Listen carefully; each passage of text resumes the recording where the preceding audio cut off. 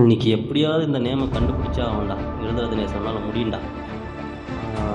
இது ஓகே, இது இந்த பக்கம். சரி சரியில்லை, அது இது ஓகே, சூப்பராக இருக்கு. ஐயோ இதுவும் தெரியலையே. வேற என்னடா இது, சேனல்காரன் நேம் கொடுக்குறோன்னு சொல்லிட்டு ஒரு நேம் கிடைக்க தொலைஞ்சு மாட்டேங்குது. ஐயோ பண்ணுறது தெரியலையே. எவன்டா அவன் என் தலையை இருக்க வந்திருக்குவேன்? யாரா அவன் பாத்ரூம் வெளியே நின்றுட்டு அவசரத்தில் பாத்ரூம் கதவை தட்டுற மாதிரியே தட்டிட்டு இருக்கான்.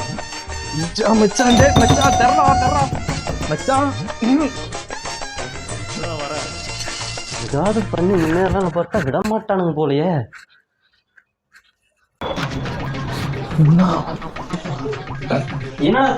இல்லடா மச்சான், யாரோ சொன்னாங்க கஸ்டமர் சர்வீஸ் எடுக்கிறேன்னு. அதான் அட்றான் காஜு கம்மனாட்டி.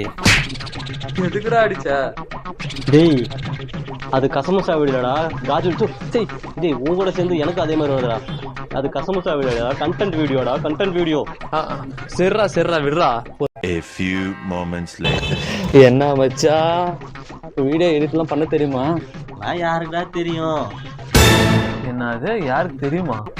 மச்சான் பொண்ணு கூட டான்ஸ் ஆடி போட போறியா? அவன் இன்னும் திருந்தல மாமா. சரி சரி, இப்போதானே அடி வாங்குறேன், சொல்ல மாட்டேன்ல. இல்லைண்ணா மதன் கோகுமே ட்ரை பண்ண போறியா? MC square Madhan. அவனை சொல்லி நிறுத்துங்களேன்டா. அவன் நிறுத்துற அந்த மூசுக்கு மட்டும் வந்துட்டே இருக்கான் போடுறா.